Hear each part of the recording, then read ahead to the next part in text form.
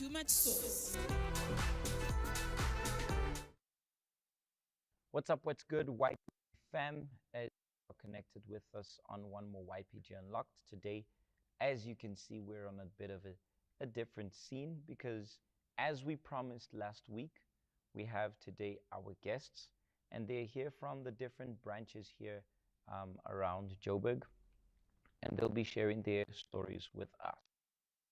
How are you doing today? Are you good? Not too camera shy and stuff? And just ignoring it. Okay.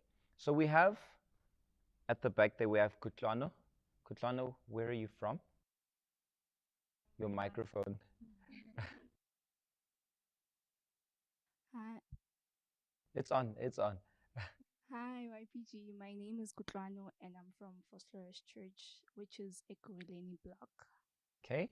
Next to Cutlano we have Atenkosi. Introduce yourself. Hi, YPG. My name is Atenkosi. I'm from Alexandra, Joburg block. Okay. Nanjabula.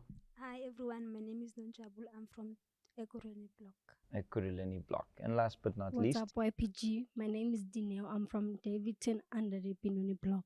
Okay. So the ladies are here today. They will be sharing with us their stories, the hell which they went through in their lives. What they're going to be speaking about is a very delicate subject about suicide. All of them had the hell which they faced. All of them had problems which they had to deal with in their lives, which either led them to attempt suicide or led them to, almost committing suicide. Of course, they did not manage because otherwise they would not be here. Thank God they found the solution. And not only did they, not actually commit suicide, but they managed to overcome the cause of what was going on in their lives. So we're going to start with Kutlano. In few words, because obviously there are 4 of you here today. You don't have to get into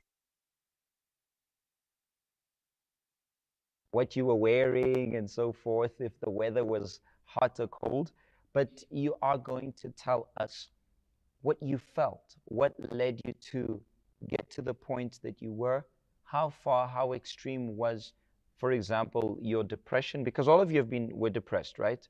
All of them were depressed.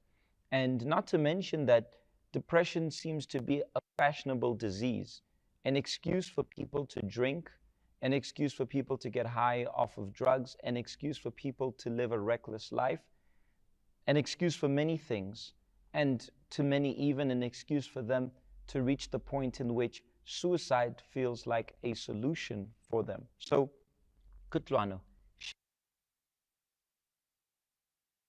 What led me to be depressed and have suicidal thoughts is because I felt unloved by my parents. I felt lonely. I felt alone where there was no one that I can speak to. There was no one that I can turn to when I had problems. So I ended up self mutilating myself on my thighs. And also, that led me to be a child that is moody, and I was very angry, where I was not approachable. No one can speak to me because the moment you speak to me, I would snap at you, because that's how I felt inside of me, that because of me not having love, that means I cannot give love to other people. So that's what led me to be depressed and have suicidal thoughts. Okay. How old were you when these thoughts and this depression began? I was 14 years old. 14 years old. And how long does this last for? It lasted for 2 years. 2 years straight. And so these thoughts would come constantly every single day. The thoughts would come when I was alone, which was every day, because I was alone every day. My parents were not at home. They'll only come back later. But during the day when I came back from school, I would be alone and I'd be attacked by those thoughts. Okay. And tell me something.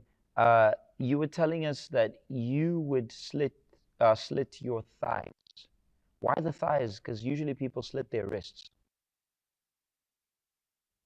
I would say that my thighs were firm, and when I slit my thighs, that's when I would see blood more than my wrists.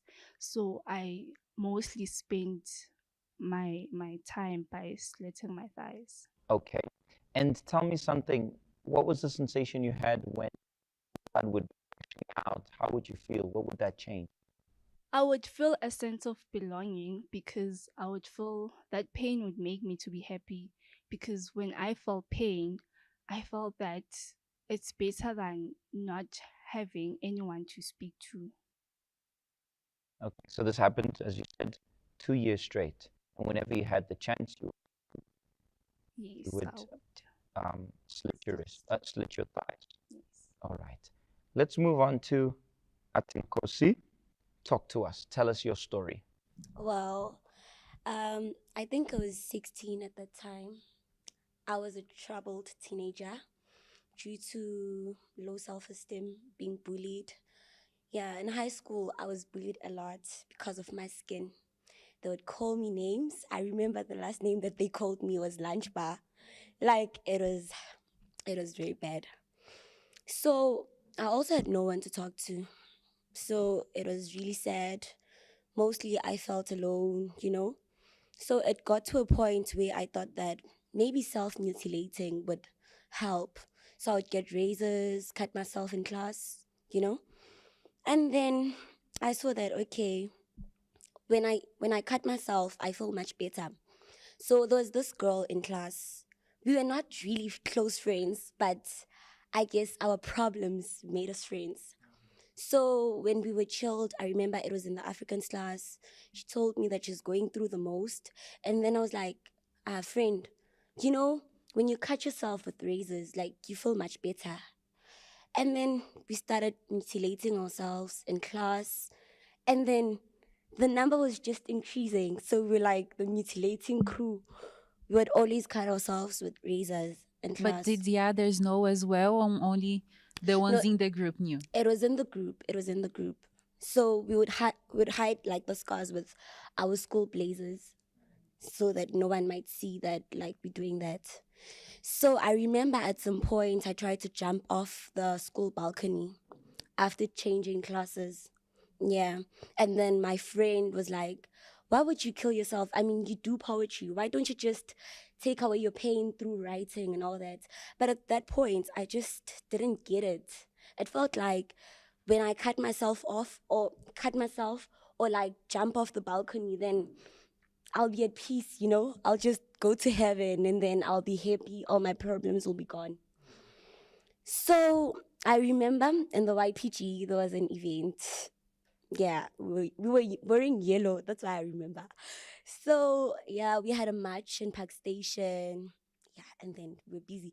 Suicide, kill that idea. We marched all around. I was just there in vain. In my mind, I'm like, when I get home, I'm definitely gonna get tablets and just end my pain. Cause this matching thingy, I don't get it.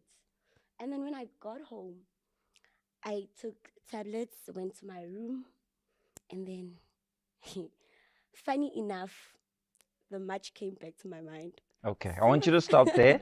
I don't want her to give away yet how she overcame it. I want just to hear Okay. the dark side. Yes. So basically you came to the march, but still, well, at the march you kind of have this like, It's a waste of time. Like, guys, I'm exhausted. The sun, like, it's too much. I just want to get home and end this pain. Yeah. and how long were you facing this? Yo, I would say from the age of 13. Yeah, I remember from the age of 13. That's Until, where yeah. And then in high school, it just became worse. You know, in high school, we have a yes. lot of bullies. So they'd be like, are you lunch bar? And then, you know, so like that killed my confidence. It just, I can imagine, especially because like ladies have this thing about their looks and mm, they're attacking you specifically. yeah, like it was so bad. Okay. And how was your behavior with people in general? If they looked at you, what would they see? Would they see that there's something wrong, or were you looking fine? Well, I would just say, my behavior, I would start there. I was a bully.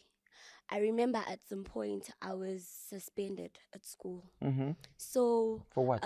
some girl in class, I was absent, and then the following day when I came to school, my classmates told me that Cutlano. Okay, that girl was Cutlano. Cutlano was Oh, talking not this about Cutlano. So they told me that Cutlano was talking about you in class. I didn't even want to hear about it. So I was very angry.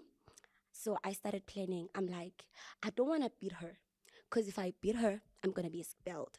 So I formed a group. I was good at forming groups. I formed a group and then I Bad assigned groups only. people. Bad groups only. Bad groups only. I assigned people. So I was like, you're going to bring a dead rat. And then I told the other girl that she must bring roll on. And then I was going to bring ink. So in the morning when I got to school, I took the red, I placed it inside the school bag, inside the pencil case of the girl who was gossiping about me. Oh, wow. And then I placed. I hope no one's getting ideas here. Disclaimer, she's not giving you ideas. She's telling Yeah. you what not to do. And then I remember she had a friend. I placed a roll on inside, and then I placed a note written, use me. Because I was angry. So my anger, you know. So the girl, she opened her pencil case in class. Oh, gosh. And I was there at the back, ready to see the action. Holding your popcorn. Oh, yeah, the girl. The tail went out. And then she went to the bathroom. And then I couldn't follow her, obvious, because it was going to be suspicious. Yes. So I sent one of my crew members. I'm like, just go there and check. Bad enough, they caught us. They caught us because now we felt so strong to the point that at some point I took the red, I placed it inside a takeaway. I took it to my English teacher. When he opened, so I was suspended. How did you feel like when people were on the receiving end of your aggression, of your schemes? How did you feel? I felt so good. I felt so complete. Mm-hmm. I felt like a non-lunch bar, like I was the boss at that moment. But to think of it now, I was empty. Yes. But at that moment, I felt, confident. I felt strong. I was like that kid. So your retaliation to what you were receiving was bullying others as well? Yes. So you were the bullied bully? Yes. Okay. Okay. Nonjabulo, let's talk to you. Tell us about your story, the hell you went through. Well, I grew up not knowing my father, Mm-hmm. and then that made me to feel very rejected and unloved. So when I growing up at the age of 13, I started to notice the absence of my father. Mm-hmm. So I felt like, well, why am I not like other kids? I don't have certain things. I don't have a phone. I don't have things that I had. And then at school, they will come and tell me, oh, yesterday I went to do this with my father. He bought me this. And I'll feel very lonely. I started to isolate myself from my friends at school. So I like, I rather not have friends because they're going to tell me about everything that I have. And then things got worse when I got to our school because I started to feel like, well, this is my mother's fault. She could have made a plan on how I can get in touch with my father, even though they did not have a relationship. So I felt like, well, it's her fault. She even has another husband. So what about me? What about me? Nobody loves me. So I will rebel against her. Everything that she told me to do, I'll not do it. I'll like, no, I'm not gonna do it. I'm not a child. I remember when she told me to babysit my little brother, I'm like, no, I don't have a child. I'm not going to babysit. It's your fault you have a baby, so I don't have a child. You said that you must not have a child, so I don't have. So don't expect me to do that. Mm-hmm. And then at school, I had a group of friends. I was the shy and quiet one, but I would do everything that they told me to do. When I was to bunk classes, disrespect teachers. So you were like those girls who Atenkosi used to send around, ne? Yes. There was I another like Atenkosi in your life. Yes, I was like in the background. They were telling me everything. To a point that I even almost got expelled because we disrespected the principal. Mm-hmm. And then he got so mad at us, and I was like, you have to go back home. You have to go and call a parent. I'm like, yo, my mom is gonna kill me. And I'm like, okay, I'm just going to cry because I used to cry a lot. I'd like anything happens to me, I'll cry. I'll feel like, oh, well, it's because I don't know my father. It's because everything is this. You would play the victim Yeah, all the time always, to everyone. always. Even to my friends, they will always feel sorry for me. No, don't talk to me, Njabulo, talk to me. Like, yes. But then I felt so empty to the point that I'll always feel like, why don't I just die? Mm-hmm. I'll feel like if I sleep, I want to die. The thought of suicide came when I was about 16 years old, because that is when I started to fight with my mom. Like, we'll fight, we argue a lot. I'm like, no, what? I want to die. But then my first attempt was when I was about 17 or so. We had a huge fight. So she was like, no, you're not going to do this. You're not going to go outside. It's night and everything. But I was like, no, why not? Why not? Why can I go? So I thought, okay, she doesn't want me. Nobody wants me. So I went to my room, took a handful of tablets. I almost drank them. I even took a brandy because it was festive Mm-hmm. time. So yeah, there are a lot of alcohol. So like, I'm gonna drink this. I'm gonna surely die. But So whilst everybody was celebrating, you wanted to yes, I pull the want to. plug on your life. Yes, because I thought that it was gonna end every pain that I had. But then my brother came and stopped me like, no, no, job, don't do this, don't kill yourself. He didn't understand it because I thought, no, you don't know what I'm going through. You don't know what I've been through all my life. It's all my mother's fault. It's all her fault. That is why everything is happening to me. It's her fault. Then after 2 years, I was invited to the YPG. Came to the YPG. I saw everyone was happy. Hold up, not yet. We're Mhm. getting there. I just want the dark side. Let's go to Dineo. Tell us your story, Dineo. Okay, it was 2018 when like my life like went out of control. Mm-hmm. At school, I even joined a group of girls. Like, we used to smoke weed for me to not feel the pain that I felt. But at home, I was this dark person. I cried to a point that even when you cry, like, tears run out. You cry Mm-hmm. and there are no more tears. So I started dating outside, like looking for peace. And I thought like I would find peace, like dating different guys. And my mom like left us. So I thought dating would bring me that satisfaction that I needed from my mom. Mm-hmm. So I dated this guy for a few months. Then later that year, I found out that I was expecting a child. So when I told him, he was like, no, that's your problem. I want nothing to do with you. I want nothing to do with that baby. Mm-hmm. And that's when like I sank deep into depression. Okay. Because like at school they'll be like, I even have a nickname like at school, like I was Jogocho. So they'll be like, Jogi, like what happened to you? You out of all people, you were that smarty pants. What happened to you? So Mm-hmm. every time when I get home, like I would cry, like wanting something like to take away the pain. So during the pregnancy, that's when I took pills, like tried to kill myself. But when I thought, because I was already in the church, so when I thought of the teachings and what I knew, I couldn't like carry out that suicide. Okay.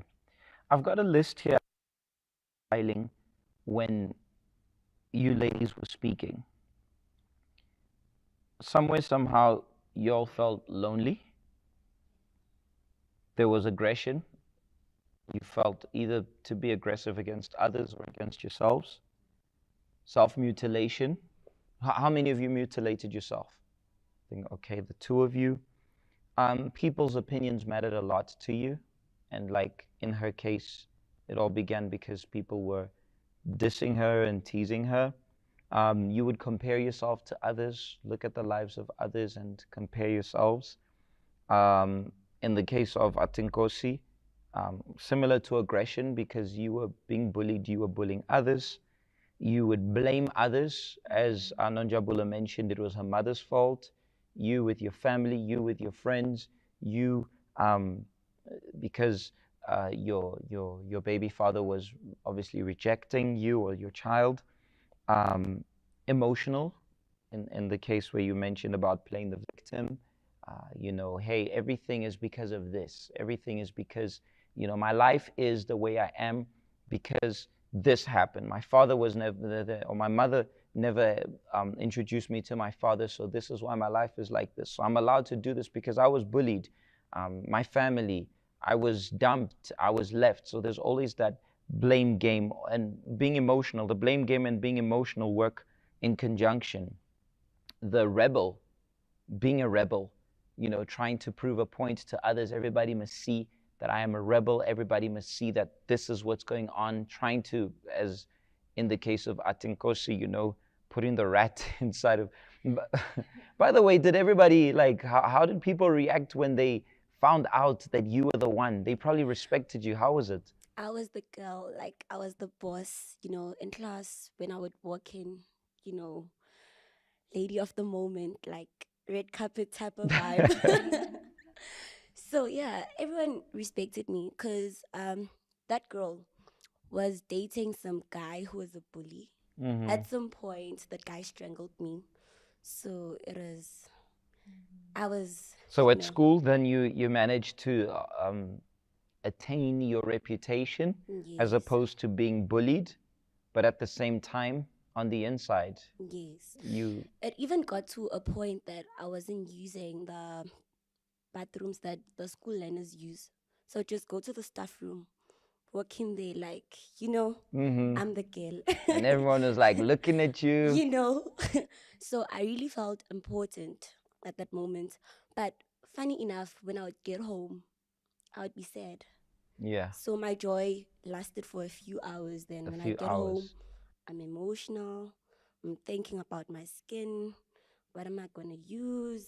Talking about your temporary joy goes to something you mentioned, Dineo.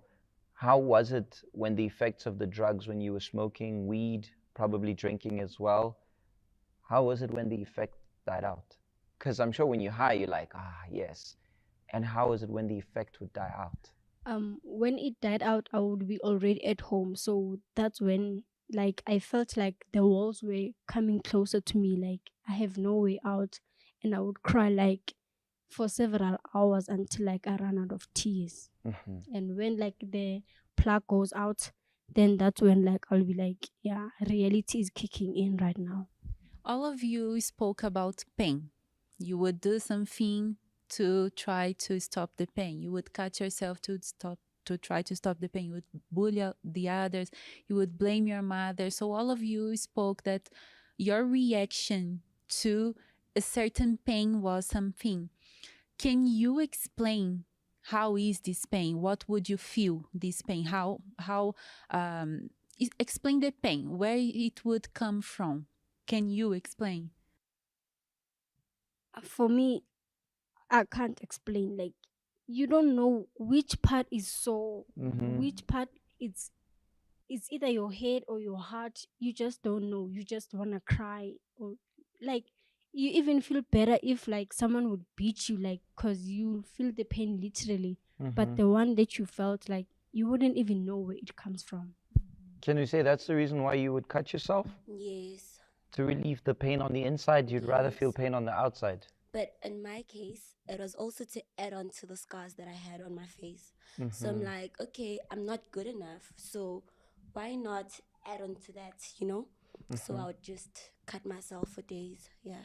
Okay, and you, Cutlano, when you would cut yourself, what was the sensation? I always struggled like to speak out when I had problems. So I would rather feel the pain alone. So hence I thought that cutting myself would be better because I had no one to speak to. So even though I would try to look for someone to share my pain, I felt they won't understand because I'm the only one who feels this pain inside of me.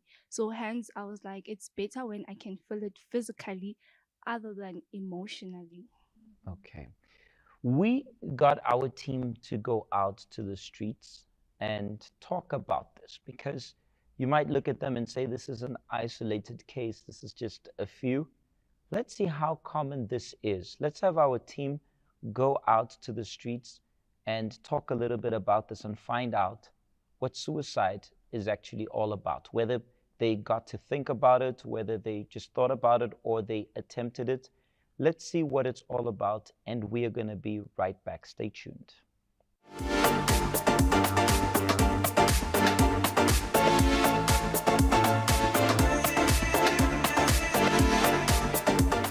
YPG. I am Winnie Tembu from the Val Triangle, Fanda Fire, where YPG is active, where YPG dominates. And we are here with another If You Know, You Know.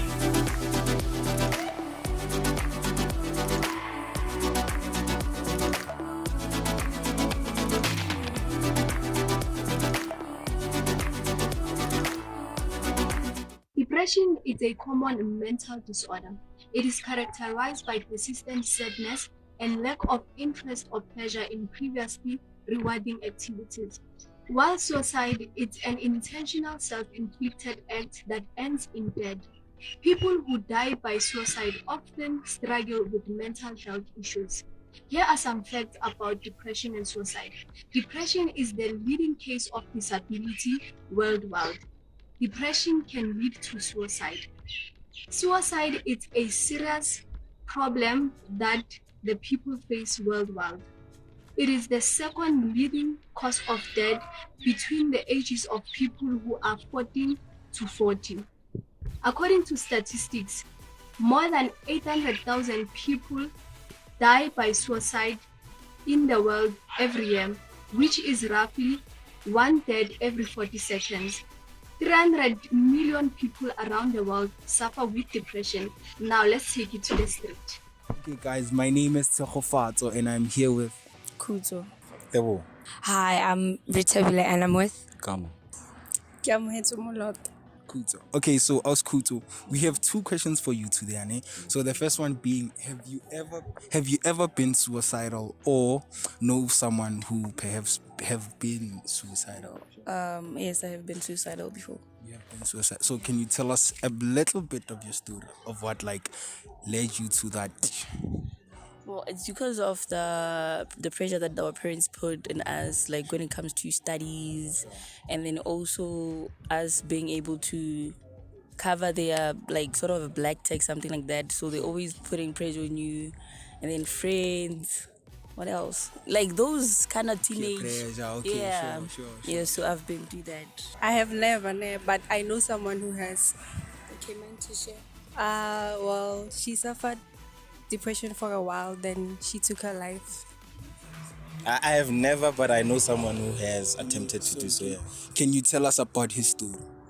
Actually, I was thinking, ke ngwana ko nna on tshware. So nana le that thing ya rona le depression at se ka di raise and stuff. Yeah. So sila ira that thing kam gray and then kam sort din tang. Net na palo go bola le nna because go mo hole yana go munyana. So Kamo, have you ever been suicidal or attempted suicide, or perhaps know someone who has? Well, at this point, I feel like we've all gotten to a point whereby we like have suicidal thoughts and all that. But I'm not saying I have like attempted to like commit suicide whatsoever. But I do know people who's like they've been depressed, and some are still depressed, but we hide it behind our smiles and our friends and all that. So. Okay, so do you think one is able to live with it and still fight with their daily battles? I mean, I think so. If they could talk and tell people what's going on and try to get help, I think they can do that. But if they like keep it private and stuff, I don't think so. I have depression and I'm still fighting my daily battles, so I think it is possible. So it is possible for you. So what's the strategy behind your I think depression is because of things that happened in the past, right? Sure. Or things that are always like that are there right now. Sure. So you just have to ignore them and just try like putting attention on what you wanna achieve. Yeah, don't like think about what other people want, like think about yourself. Put yourself first and that's it. Okay, with that being said, thank you for your time, man. Yeah, like so obvious anyone can have depression, anyone can fall into depression, yeah, so and still fight their daily battles. Yeah. I believe so. Hi, my guy, thank you for your time. Sure. Yeah, it happens a lot. I have a friend who I thought was happy but wasn't, until like someone who knew a lot about depression, or you notice it, this person is depressed, and I would say it happens. And that's it from the Val Triangle. Now we're taking it to PJ and Mississippi.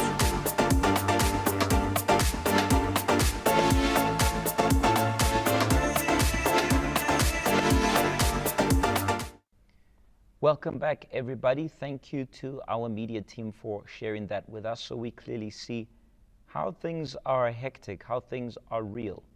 Now, what we want to bring to you guys today is that there is hope and there is a solution, and this is what the ladies are going to share with you right now. We're going to start with, since we started on that side, let's start on this side. Let's start with Dineo. Dineo, how did you turn things around? Are you still depressed today? Are you still struggling? Talk to us. Okay, after everything that happened, I decided to go back to the church because I stopped going to church. Mm-hmm. And when I went to church, the coordinator of the YPG spoke to me. And when I attended the hangout, the joy was so amazing. No one made me feel the mistakes that I made. Everyone was welcoming, and that was what made me to be okay, there is life worth living. I can be someone I wanna be. Mm-hmm. So after that day that my coordinator spoke to me, that's when I never looked back. Today I'm this happy person. I'm no longer a chameleon having to adapt to a situation. Mm-hmm. I am happy wherever I am. Mm-hmm. And what happens? How do you react when the world falls on your head? And that's when you get to think that it is not the end. Mm-hmm. Many people go through things you've never thought there are things like that. So for you to be strong, you have to be open-minded and know that suicide is not the end of the world. Okay. Nonjabulo, tell us about your turning point. Like I mentioned, I was invited to the YPG 2 years later, but then I still decided to commit suicide while in the YPG because I was pretending in the YPG. Mm-hmm. I pretended to be this someone who was happy to avoid the coordinators asking, "I know, what's wrong?" So I'm like, I'm this happy person, I'm joining and everything. But then I knew every time I went back home, I was sad. Until I decided, no, this is enough.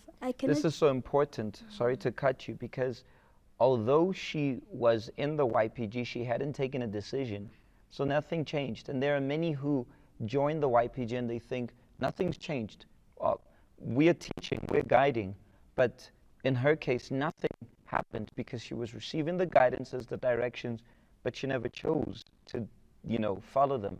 Until, as she said, until I decided. Key word, which means it was in her hands. The instructions were given to her.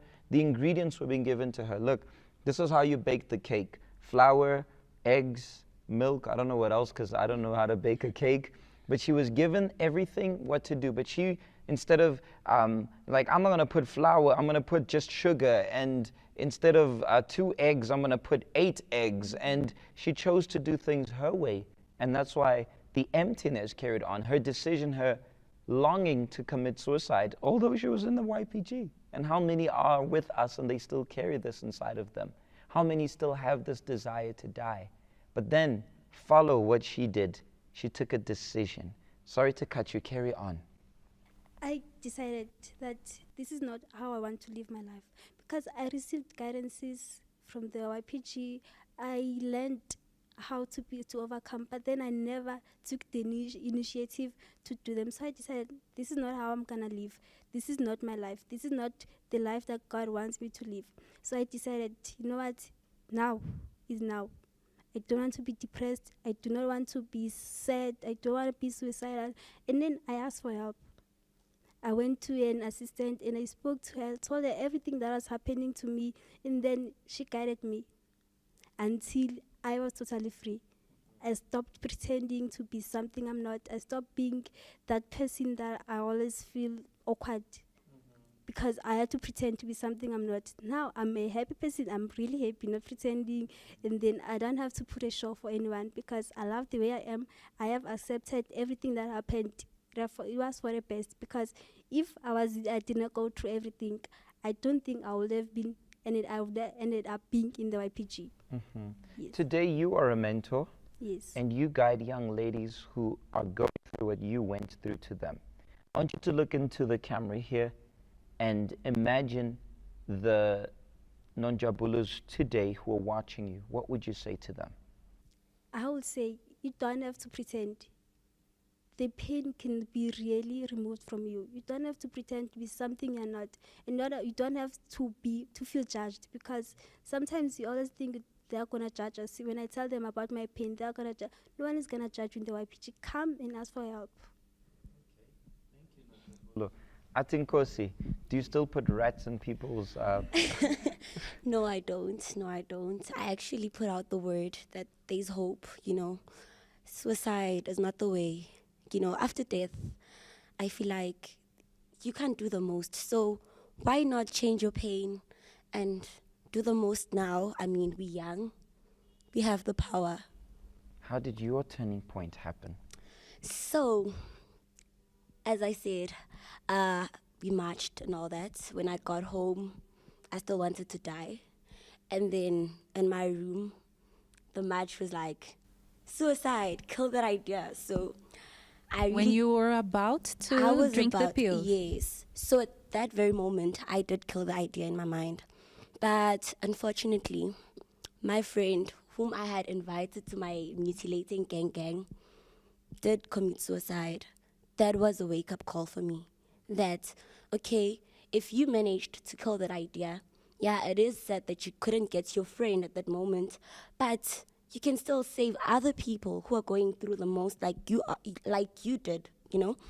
So, you know, I was that girl who just talked to everyone, that when you're facing the most, when you're feeling down, you feel alone, mainly sometimes you feel unloved or you feel imperfect, as if something is missing. There is hope. There is hope. So suicide is not the way, guys. Yeah. And tell me something. What happens today if somebody teases or disses you or calls you lunch bar or whatever? How was your reaction? Okay, my reaction. I understand that we're all formed in God's image. So, I mean, I'm beautiful. There's nothing missing, honestly. It all starts in the mind. If you think you are a lunch bar, then you are. The last time I checked, lunch bar was a chocolate. So, guys, yeah. So if someone teases me, it doesn't get to me like it did, you know? Yeah, we all have our imperfections as people. We can't be perfect. So it doesn't hurt, honestly. Okay, great word of advice. Last but not least, Cutlano, talk to us. When was and how was your turning point? So my turning point was when I was invited in the YPG. When I got inside the YPG, like they were so full of life. When I arrived, I isolated myself because I felt that there was too much for me. And then one coordinator came upon me and she came to me. She asked me what am I going through, and I shared her for the very first time. Tell someone what I'm going through, and then she advised me and she told me ways on how to overcome such problems I had. She told me that the first step was that I need to open up. I need to tell my mom my problems. I need to tell my family, because they'll remain acting the same way they were acting because they don't know that the way they're acting, it's affecting me. So my first step was speaking out my problems, which I did because I had enough of the loneliness and depression I had inside of me. And also I learned that I needed to trust God. I don't need to solve my problems alone, because there is God who's willing to carry my pain. So yeah, that's what I did. Wonderful. And how is your relationship at home? How are things at home? Things at home now are so good where I can communicate with my mom. I can speak to her when I have problems. I can share with her everything, even though she understands that, like, now she understands me that I'm an introvert. I don't like to speak a lot, because she'd always be like, no, you're so rude. Why, when people are coming, you'd run to your room and close the door? I'm like, that's how I am, because we're not the same. If you bubbly, then I have my own side. So now she does understand me. Okay, but then that introvert has nothing to do with depression, has nothing to No. do with you, No. you know, running away from your problems. No, I don't. I face my problems. Okay. There you have it. I don't think I have much to add. I think their story have said it all. Their stories have said it all. Like, there's the results. I just want to say that whatever you're going through, whatever the situation is, there is a way out. They are complete strangers in they don't know one another. They might have met each other in the events here and there, but we call them from the different branches to share their stories. And there are many others. Some couldn't make it today.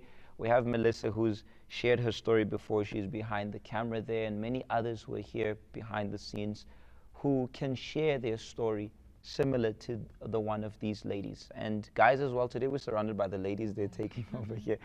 But the fact is, there is a way out. There is a solution. And funny enough, you mentioned that there are no guys here, but I was doing a research and mostly men try to commit the suicide more even than ladies. So I think they struggle quiet. You said that it was hard for you to speak up, and I think for the men, those of you who are watching us as well, it's hard for you to speak up. They did, and they overcame. And those of you who are watching, you are a mentor, a coordinator, or you overcame as they overcame as well. Spread this link. Send to those in your school class, in your job, around your in your neighborhood, because you might save someone. As today, Atenkosi says that she spreads the word. She couldn't save that friend, but today she does the most to save others.